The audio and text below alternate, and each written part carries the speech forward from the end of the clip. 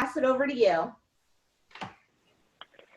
Thanks so much, Dawn. That's an introduction that I could only get from somebody who's on my dad's payroll. But seriously, it's an incredible pleasure to work with Dawn, and I appreciate the opportunity to be here with all of you today, and we will get right into it. So I am going to start by sharing my screen, which is going to be a big topic of my presentation. But we'll start with some of the more basic features in Zoom, because I assume that some who are participating today are not yet fully acquainted with the full feature set. So to begin, is you navigate to the first screen in Zoom when you open the desktop application. One of the most important features is buried in the top right corner, which is the little settings button. You can see a big red arrow next to it, but I'll illustrate it with my laser pointer. Settings is a key to configuring your Zoom application for your profile.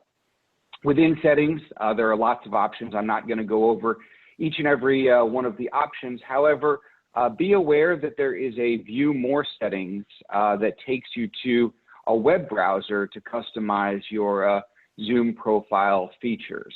And the reason that I went there first is because I know security is something that is top of mind for everyone using Zoom, or for all the discussions swirling around Zoom. Now, in early pandemic days, I guess we date ourselves on that time scale now, there was concern associated with Zoom security on two different levels.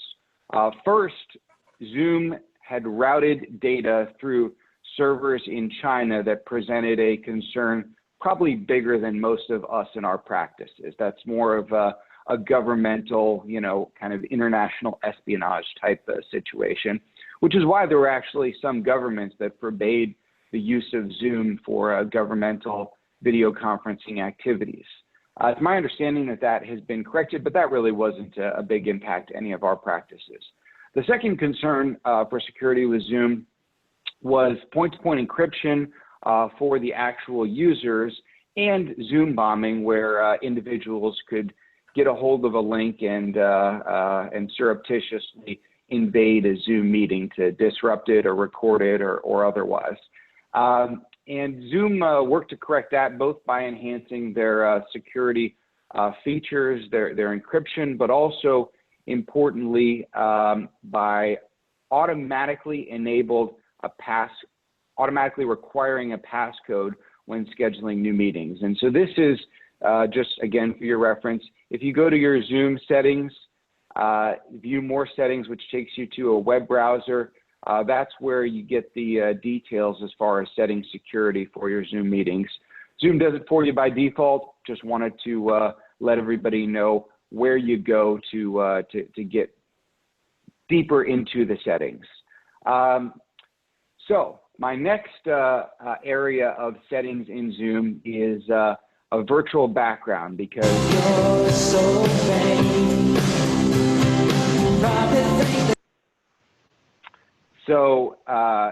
sorry, I had to do that, but we all know we want to look good on Zoom, and maybe our particular workspace isn't well configured to make the best appearance.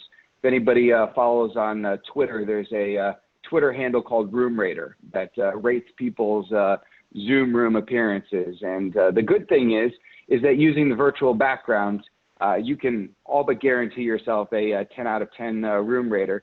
And actually what I'm displaying right now is a virtual background that has been created from my actual office space. The way my desk is configured, it's kind of an odd angle of the room that's displayed. So I just took a picture of the portion of my bookshelves that I wanted to comprise my background, and that's what you're seeing for my personal background.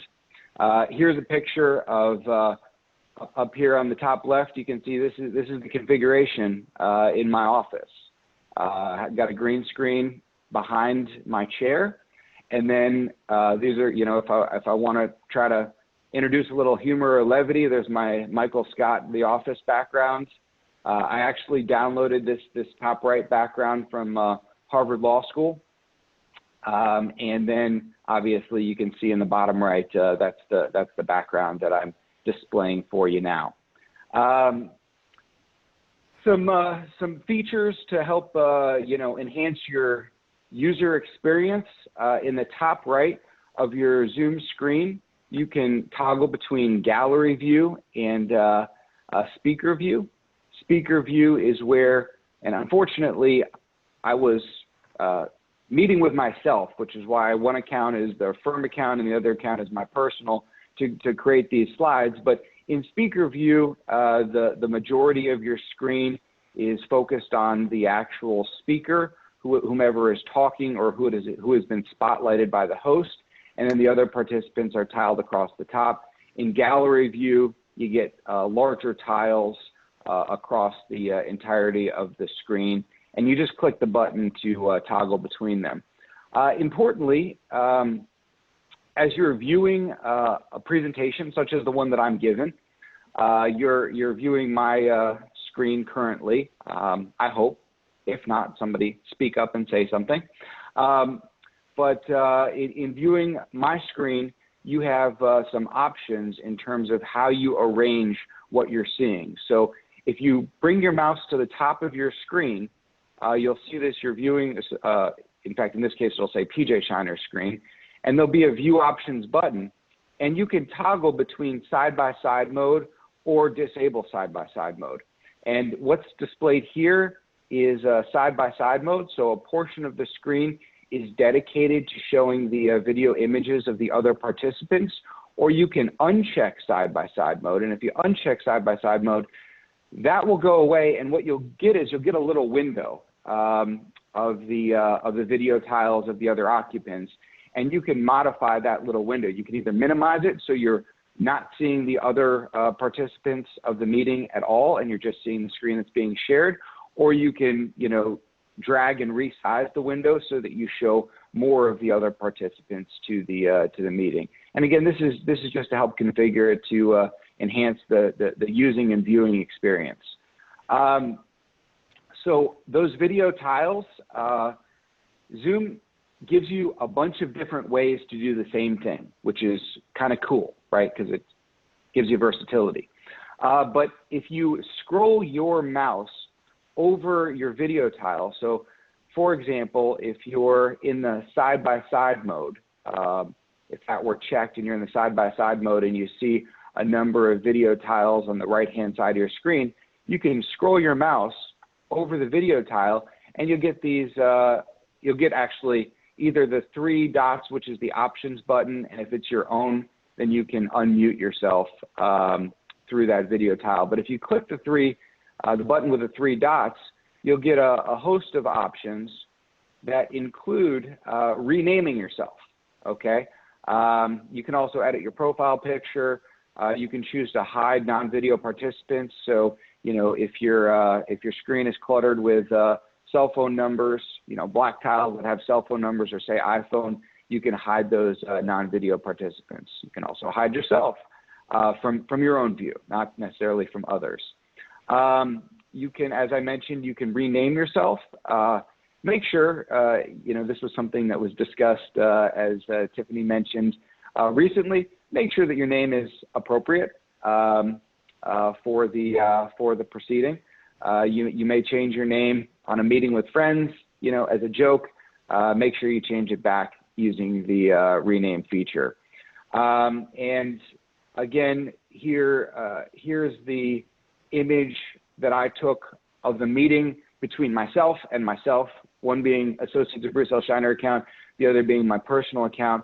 And if you click on someone else's video tile, you have the option, and I'll zoom in for you, you have the option to start a chat with just that particular individual, or of course to select hide non-video participants.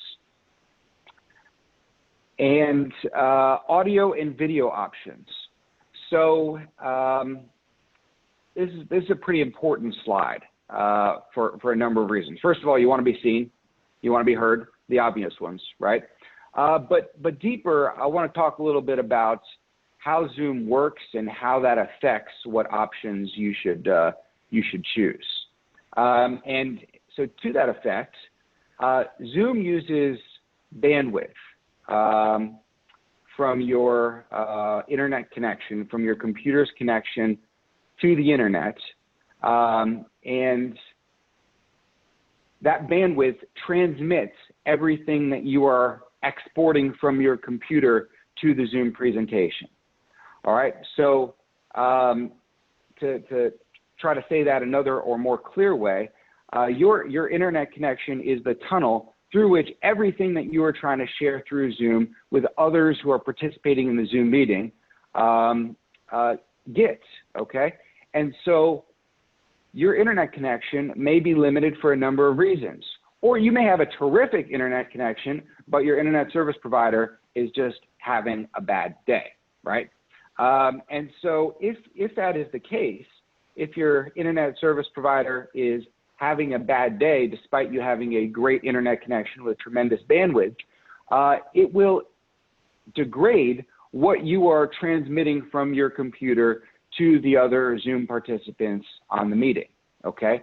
And so how does that affect us, or what do we do about it, right? Because obviously, if we can't change it, serenity prayer, then you have to accept it. Well, you can change it, and that's what's important, okay? So first of all, when you're participating in a Zoom meeting, it's always a better practice to call in by phone for the meeting rather than to use the computer audio. And the reason for that is twofold. Number one, you're guaranteed to get a good, clear, well, actually, I should, with a caveat, if you have cell phone service or a landline, you're guaranteed to get a good, clear audio connection. Also, if you're dropped out, if your internet connection goes haywire and you're dropped out, if you've selected to call in, then you'll maintain your connection to the meeting. At least you'll be able to hear what's going on, okay?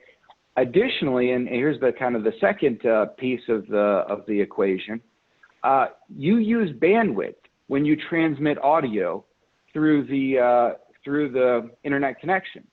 So by switching your phone, and I've got it obviously with the big bold red arrow, if you switch your phone to audio, you are decreasing your bandwidth or the use of bandwidth for participating in the Zoom meeting, which will actually then enhance the video output that you are exporting from your computer to the cloud to all the other participants. So boiled down and said very clearly, you want to switch to phone audio and call in. And by the way, as a tip, when you call in, make sure you enter your participant ID, because if you don't enter your participant ID, then your audio is not going to be linked to your computer. And when you start talking, people are going to see your tile with your cell phone number pop up under the spotlight feature, rather than your face from your webcam or your presentation if you're sharing a screen. So be sure to again link your audio when you call in by entering your participant ID, and use a phone when you can so that you improve your video quality and you protect yourself in case of being booted from the meeting because of an internet issue. I can tell you a real world example of that. I was in it, and I actually learned this from a court reporter. I was in a deposition. It was a trial video deposition of a doctor, and the doctor's video was coming through, rather poorly with some lag. And so the court reporter suggested to the doctor that the doctor disconnect from computer audio and switch to phone audio, calling in using his desk phone, which the doctor did. And that not only cleared up the audio, but it also improved the quality of the video, again, because he reduced the volume of bandwidth that was being used by switching the phone to, or switching the audio to phone.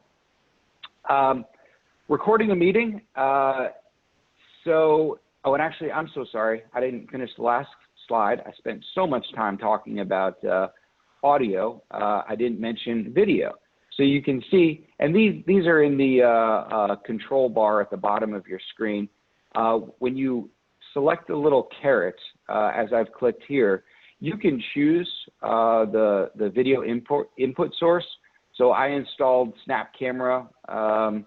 Actually, I installed Snap Camera just for the purpose of a funny scene in another presentation.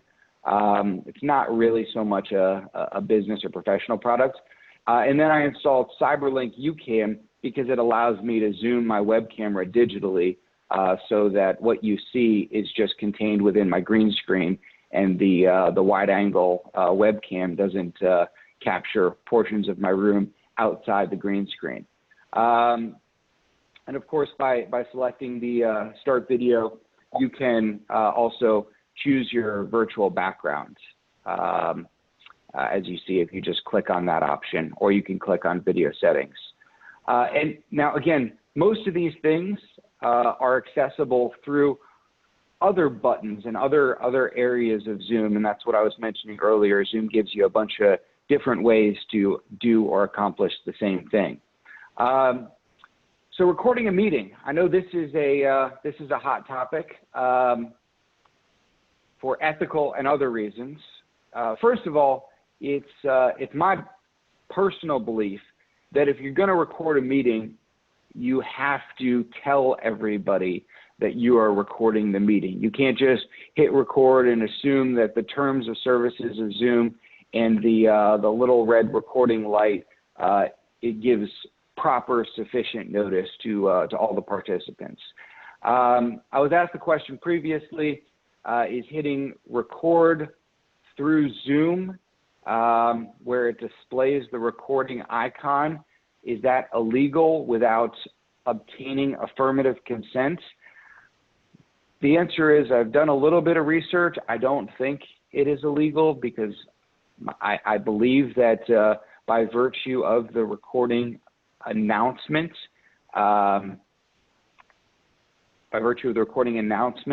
you know, it's arguable that that notice is provided to the participants. Additionally, there's terms of service in Zoom that you accepted when logging into it. But again, you know, whether something is legal or illegal is less important than is it right and is it ethical and is it appropriate. And I think the ethical and appropriate consideration is if you're going to record a Zoom meeting, you should tell everybody that you are recording the Zoom meeting.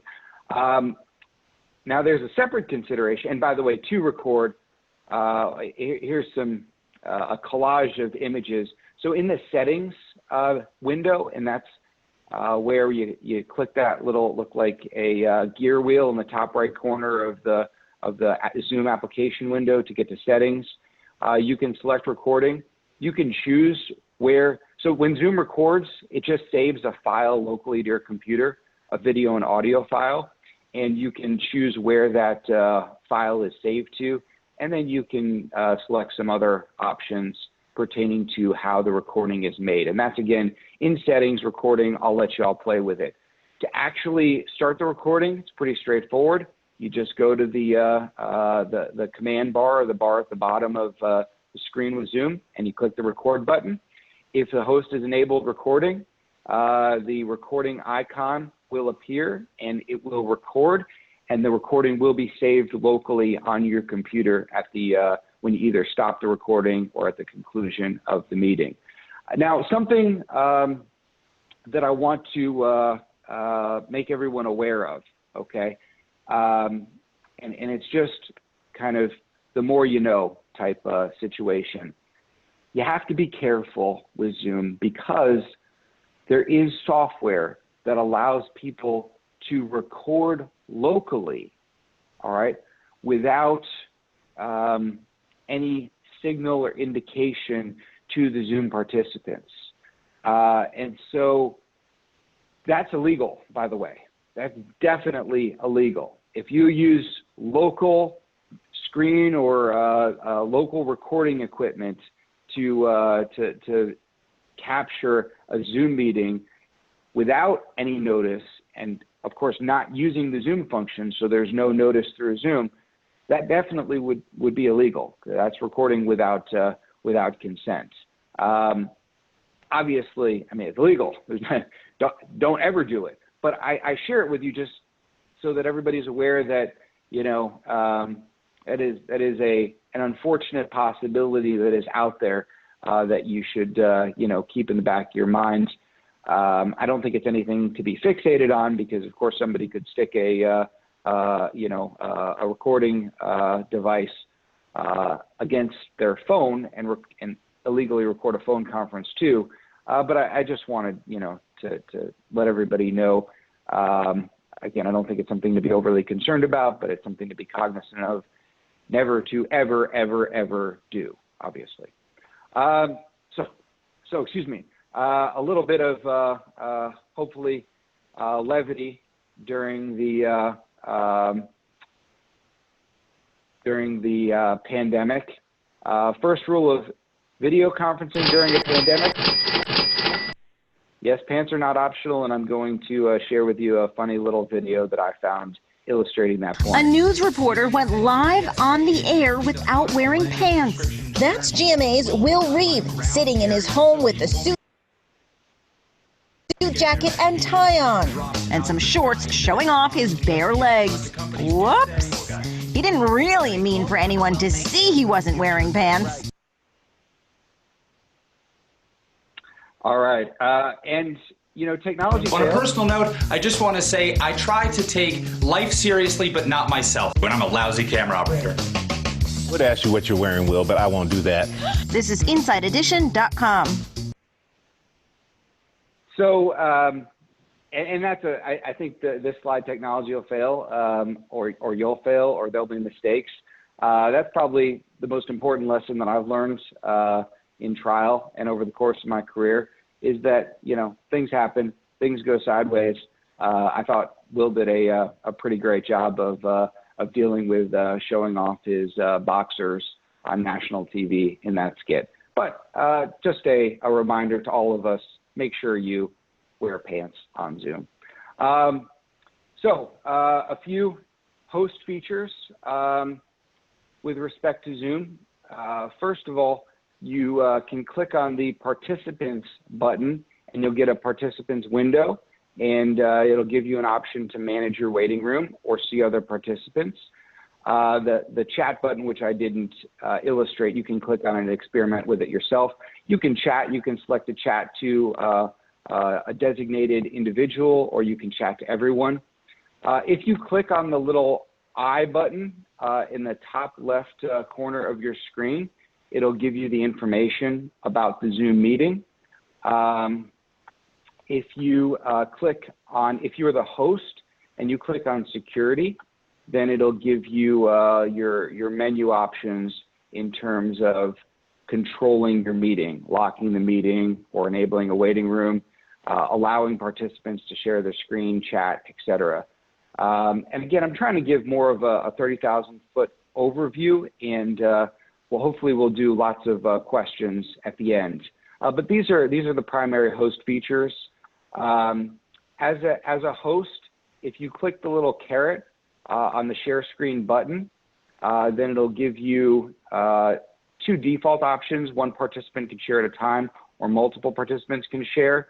And then if you click advanced sharing options, this window will open and will give you again the options of who can share, who can start sharing when someone else is sharing, and how many participants can share at one time. All right, so that was the kind of general overview of Zoom with some of the features and how to access some of the features.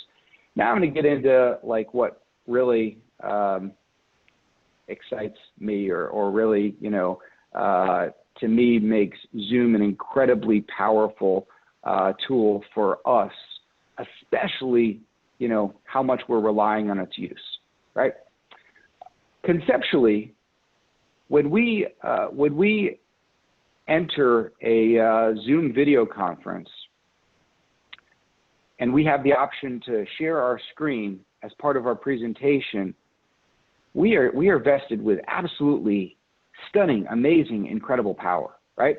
You know, what is more attractive to us in our modern lives than our screens, right? We spend way too much of our day glued to our screens, and you know, it's a different, it's really a different experience, even than going to a conference room and playing something on a TV screen, right? Because people are just, they're more naturally drawn to their own computer or own iPad screen. And so you have the power to control that through screen share in Zoom. And through that screen share, you can control it basically in any way that you can imagine. You can share anything that you can dream and create as part of your presentation. So some functional or foundational tips for screen sharing. First, very importantly, organize the documents you may want to share in a folder for easy access during the presentation. And I'll be very candid. I actually have done most of my presentations using my default computer audio because I have such a good internet connection. Today, I called in, and there might have been a little feedback when I was playing the video because I had selected it to go through computer sound, but at the same time, I'm connected through a phone connection that may have picked up the audio output. I tried to fix that in the last video by muting myself while the video was playing. But the point is, effectively presenting in Zoom is foreseeing all these, you know, little problems and little issues that could arise.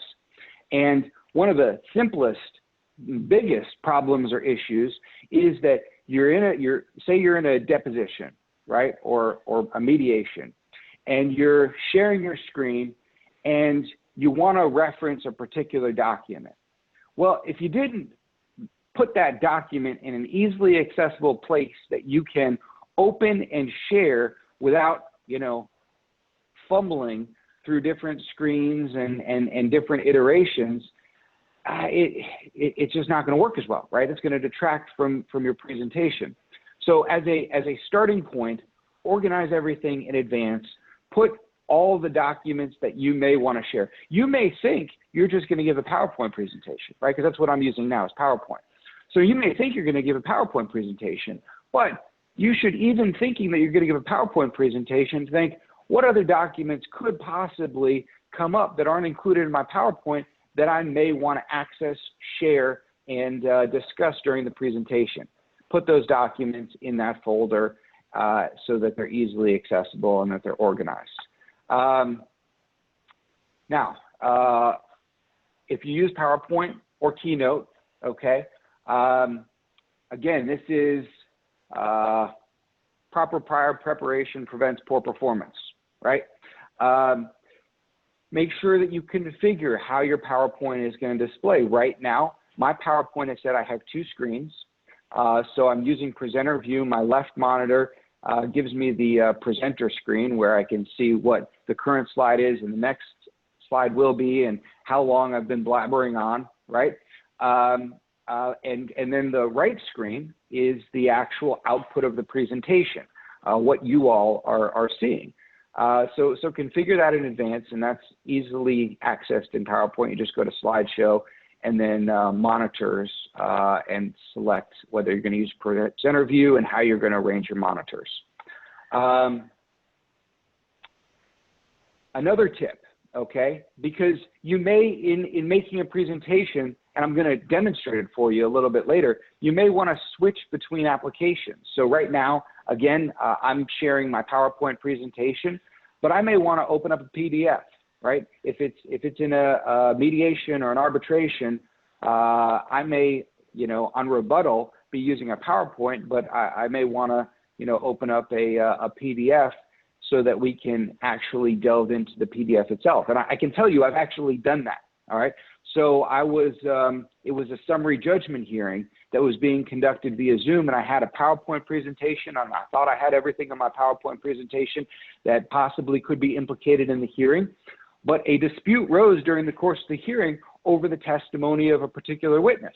All right. And so what I did is during my presentation using screen share, I literally just brought up that deposition transcript, the PDF of the deposition transcript, and word searched so that I could quickly reference and share with all the participants of the meeting on their screen exactly what the testimony of the witness was.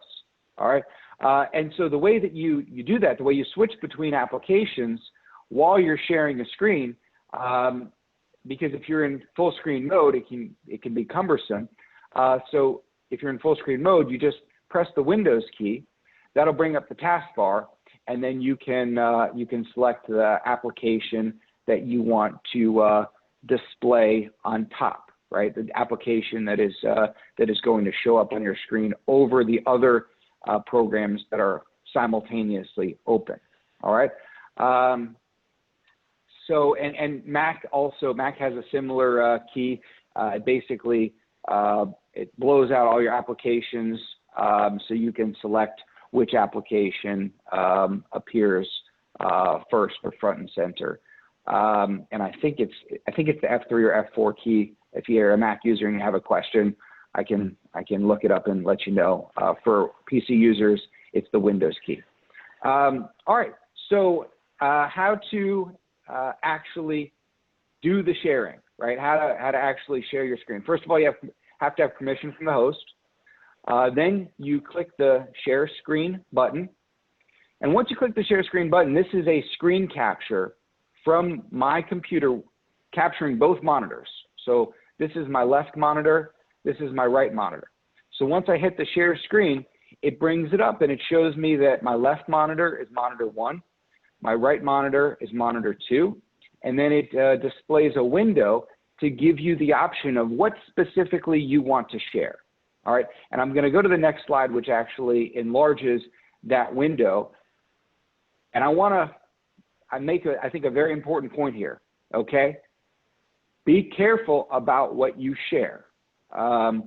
There was a University of Miami professor, no jokes about the Canes, but there was a University of Miami professor who was teaching a class who shared his full monitor screen and didn't realize that he had a web browser window open that referenced very inappropriate pornographic material.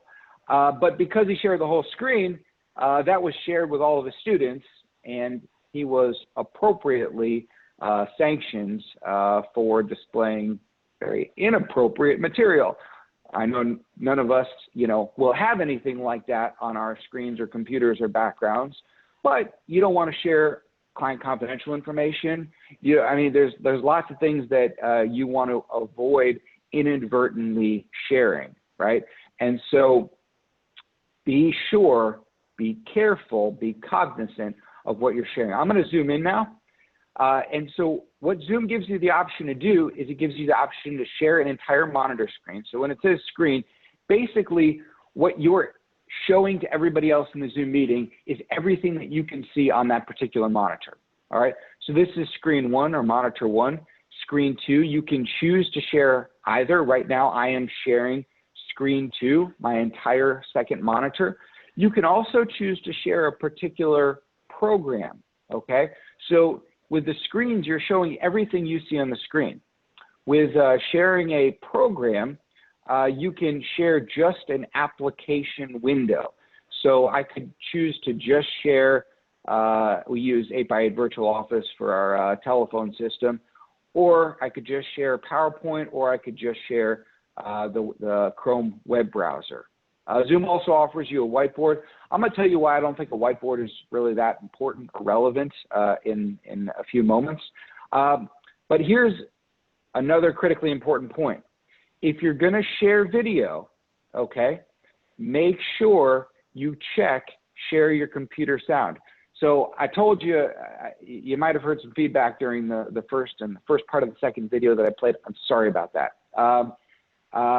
One of the cool things that Zoom does is Zoom does not rely on picking up audio that plays out of your speakers on your microphone to then send to all the other participants.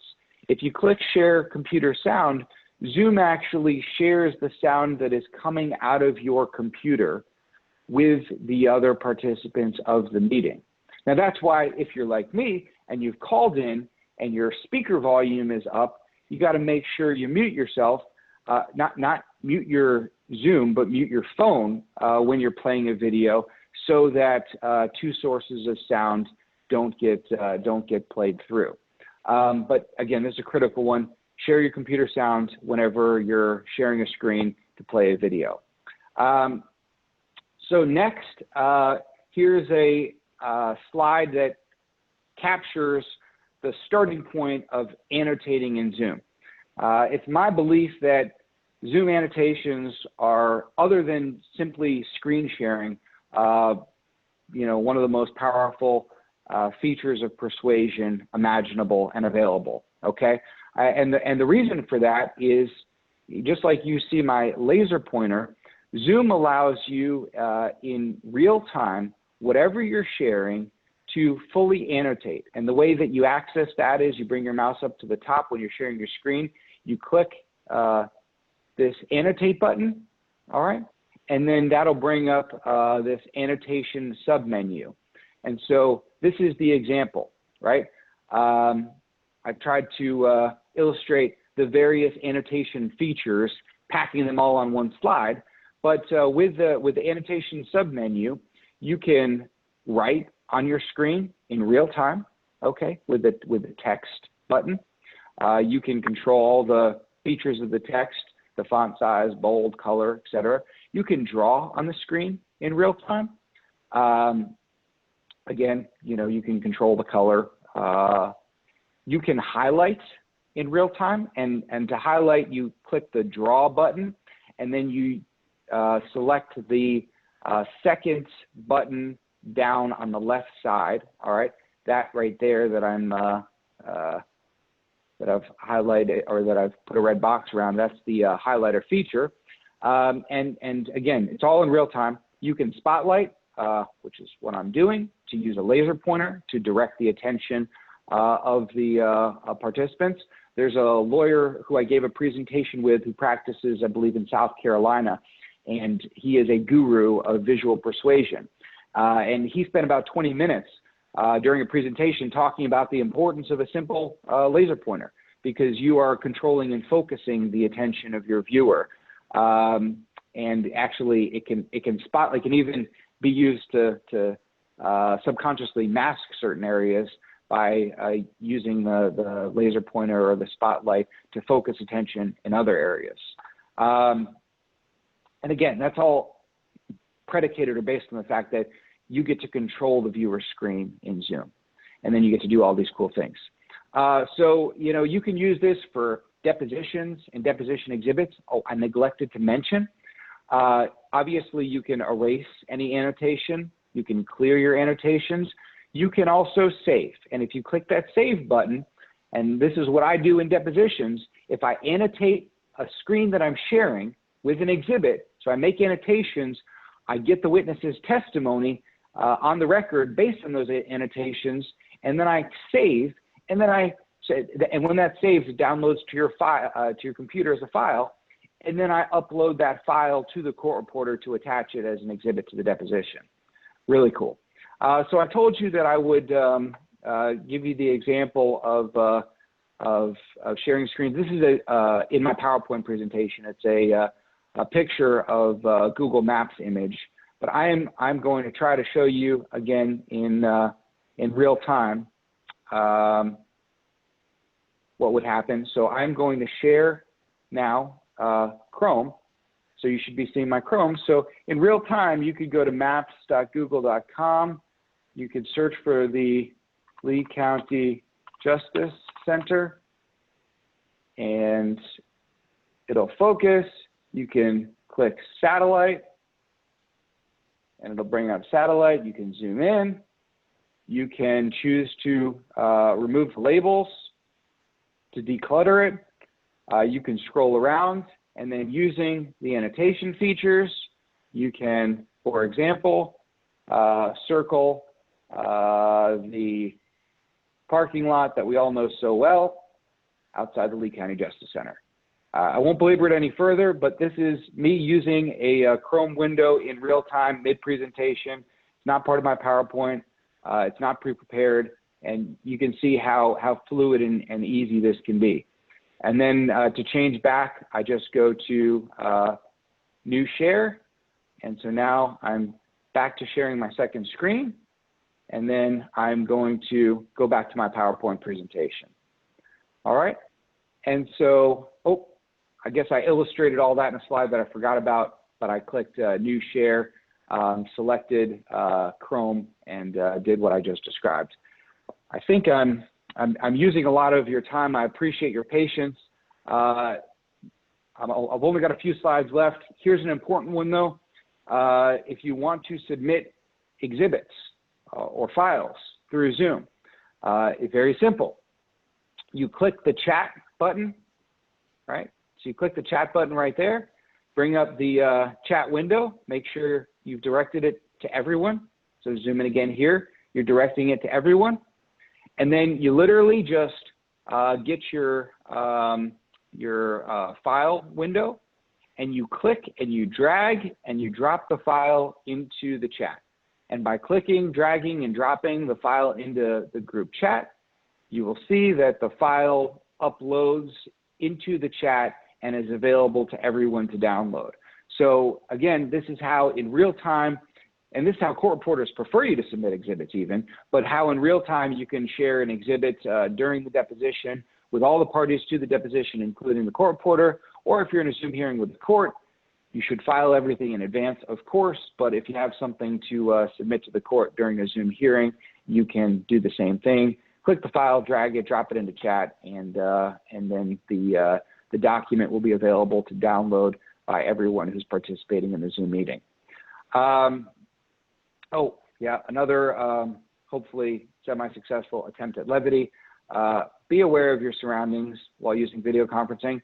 I've got kids, 1 and 4, so I found that a green screen, not only to enhance the appearance of my background, but also to protect from, flying toddlers running through the shared screen space. So here's I think, a pretty humorous worst case scenario of what can happen if you're not aware of your surroundings while video With so much of the world meeting virtually, more people are getting busted for video conference fails. I can't get enough of these. I just can't. Check out what happened during one Spanish news anchor's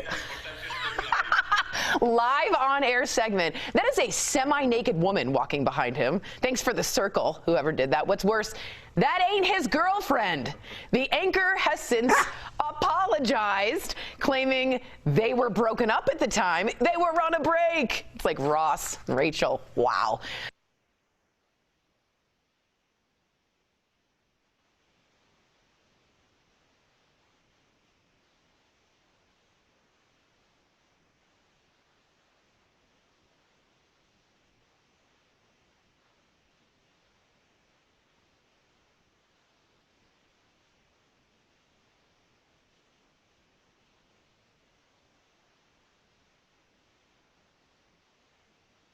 Oh, I'm sorry, I was on mute there on my phone. So to say that again, this is humorous, but in the real world, right, when we're using this in court or in mediation or arbitration, instead of a busted Zoom video, what you can share is an actual video excerpt of a deposition. So instead of saying what the testimony is, play the testimony. Or my friends on the defense bar, if they want to share surveillance video of my client doing something that makes them look pretty healthy, not to give too many tips to my friends and adversaries, but it's an incredibly powerful feature to be able to seamlessly integrate video into the presentation. So my second to last slide, Zoom alternatives. I'll just be candid. Zoom is the 800-pound gorilla.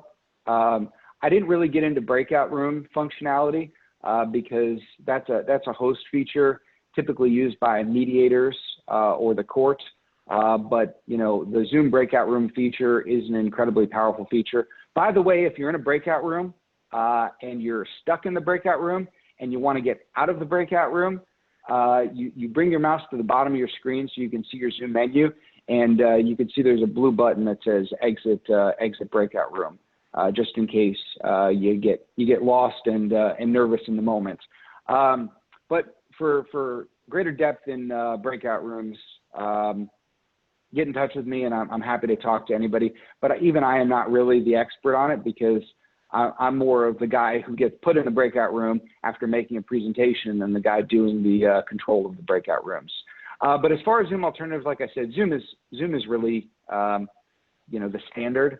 There are some like 8x8, Join Me, that don't even involve a downloadable application. So if you have a client who doesn't want to download an application or has difficulty downloading an application, 8x8 is what we use for our firm's integrated telecommunication system. It also has video meeting capability. It's not as good as Zoom, I'm going to tell you right now, but the benefit of it is it's completely web browser based. But Google Meet is also completely web browser based.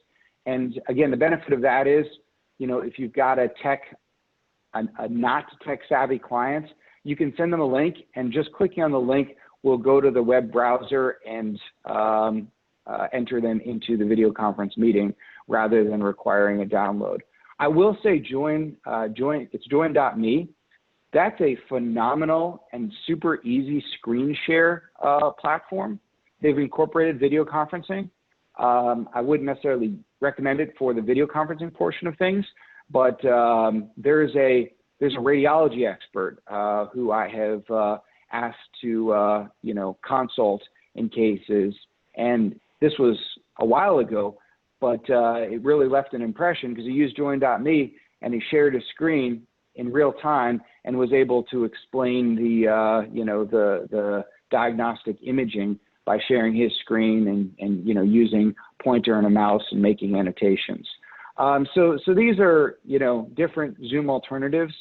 I will say, and this is outside the scope of the presentation, but integrated VoIP phone systems are becoming very affordable, and they can change your life so much for the better, okay? Bruce and I, for example, we give all our clients our personal cell phone numbers, right? We just transitioned to 8x8, and 8x8 has a phenomenal iPhone application where you can get all your work telecommunications from your actual phone. And so, you know, if you have a hesitation of giving a client your actual cell phone number, with RingCentral does it too. Zoom is actually incorporating a telecommunications platform. So that's something that Zoom itself is also doing. But these integrated VoIP systems are really awesome because basically they take your desk phone and they put it onto your cell phone, and you can do everything with your cell phone that you could do on your desk phone. You know, receiving calls, checking voicemails, you know, making calls. They have chat, you know, features so you can chat with other people in your organization. So I want to leave time for questions. I've taken a lot of yours. I appreciate it. Any questions?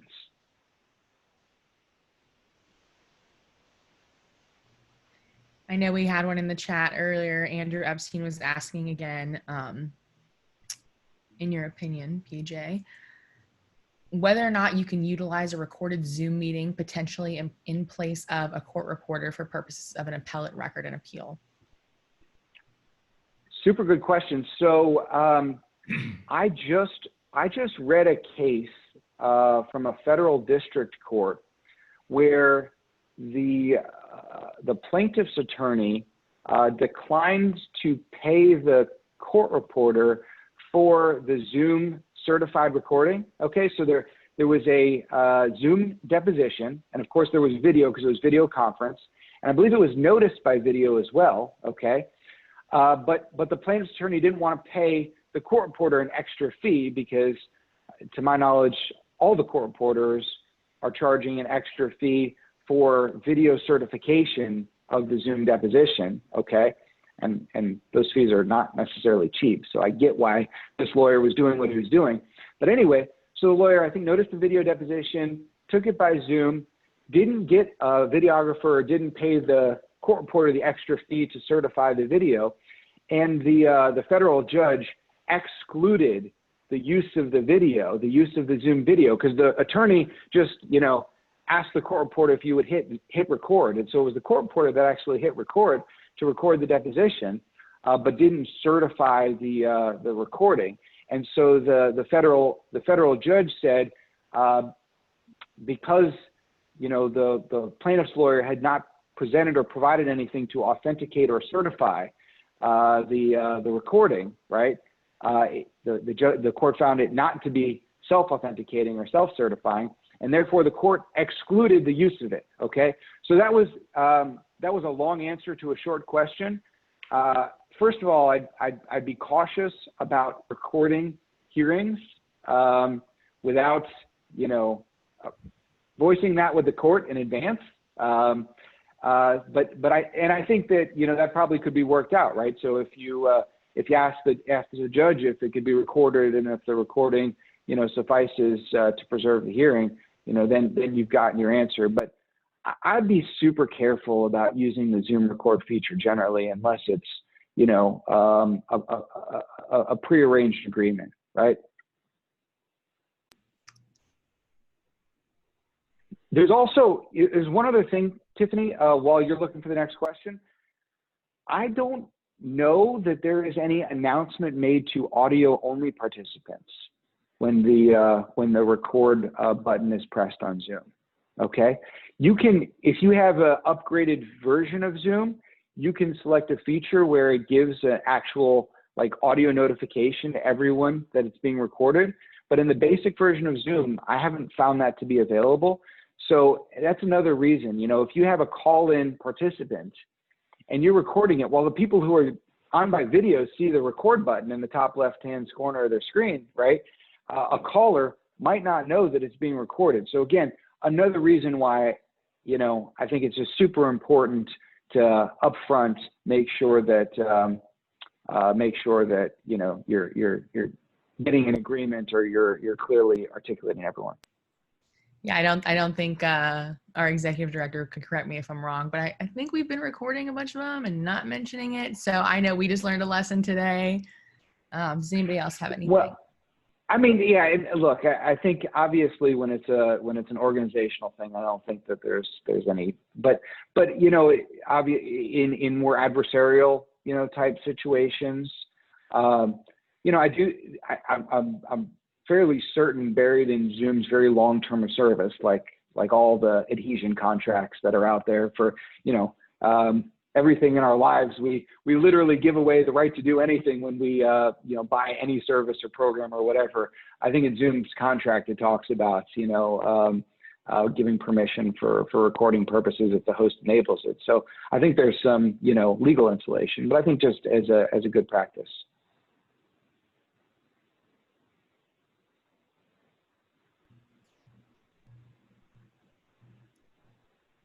All right. If we Any other? Oh, go ahead, PJ. Oh no, I was just saying. I'm sorry. Any other questions? I just opened the chat. I didn't have the chat open during the presentation itself, so I just opened it and I'm trying to scroll through it myself.